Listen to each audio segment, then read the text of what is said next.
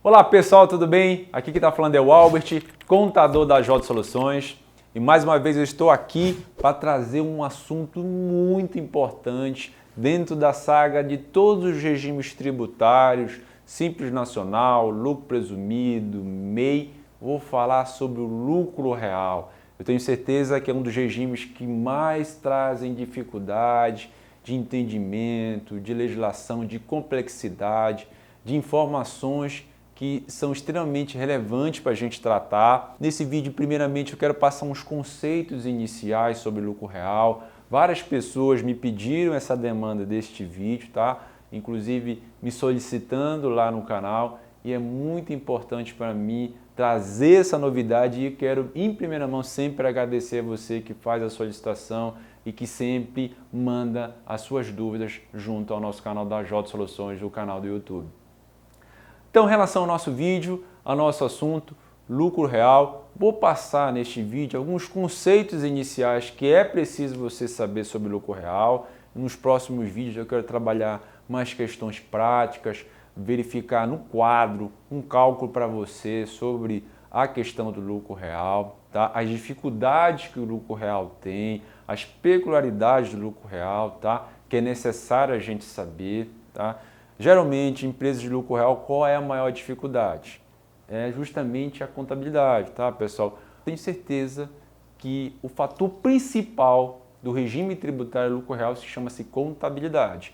Se você tem uma contabilidade ajustada, correta, seguindo os preceitos e regras contábeis necessários, você vai ter uma contabilidade real. O próprio nome já diz, contabilidade real, onde você vai encontrar o lucro real da sua empresa.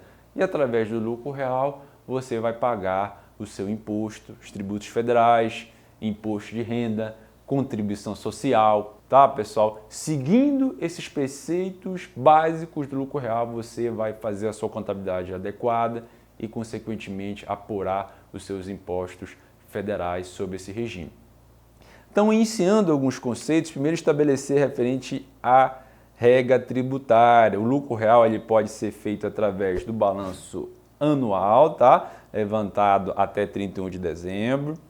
E você pode fazer através de balancetes trimestrais. Ela está estabelecida pela Lei 9.430 de 96, tá?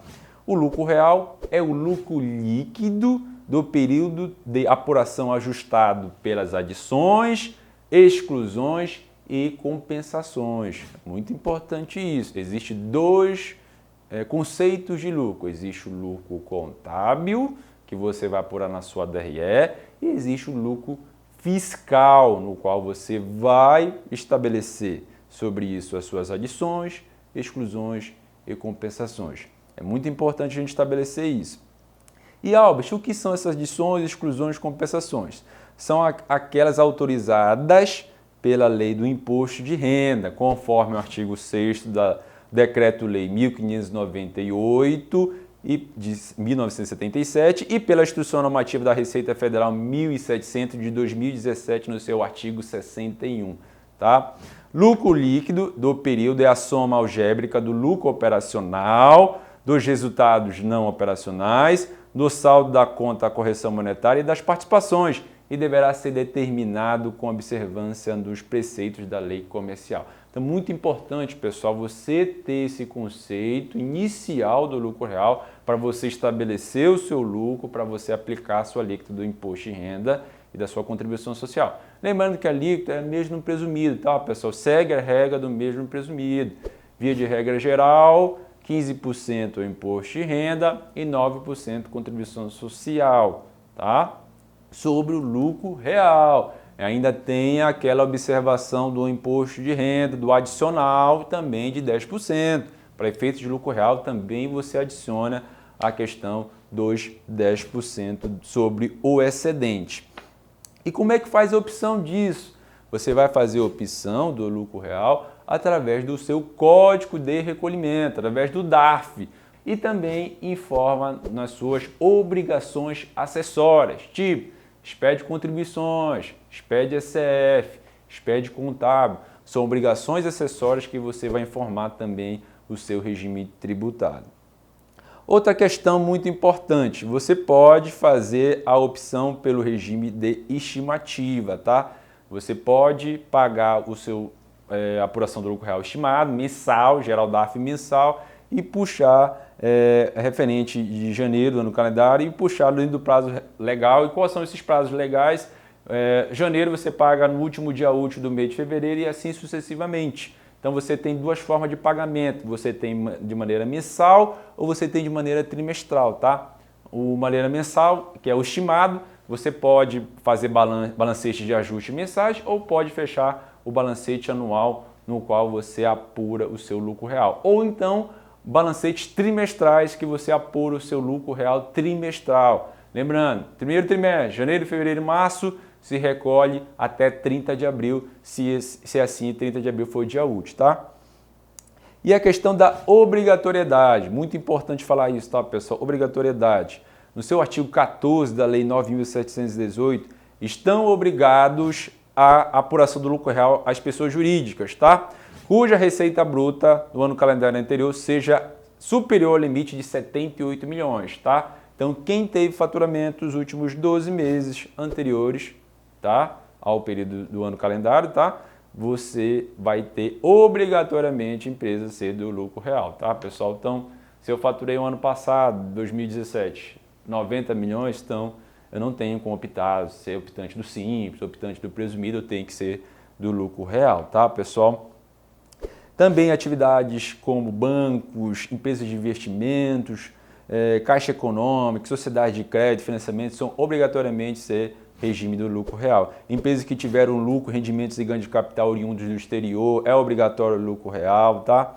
Enfim, existem algumas regras específicas relacionadas à questão da obrigatoriedade, ou seja, não pode optar por outros regimes tributários, tá? Outro fator importantíssimo, tá, pessoal, no lucro real, a questão do PIS/COFINS. Lembra? Já fiz vídeos anteriores, tá? Na questão da comparativo do lucro real, uma empresa do presumido, uma empresa do lucro real. Vamos lá. Questão do PIS/COFINS. Lembra que existe via de regra geral, se você for do lucro real, você vai apurar o seu PIS/COFINS na modalidade não cumulativo, tá, pessoal? O que é não cumulatividade? Você tem que identificar aquilo que você pode utilizar através dos seus créditos, tá? Por exemplo, eu sou uma empresa que revende mercadoria, compro mercadoria para revenda. Quando eu estou comprando uma mercadoria, aquela mercadoria que eu comprei oriundo de um fornecedor de outro estado vai me gerar um crédito de PIS/COFINS.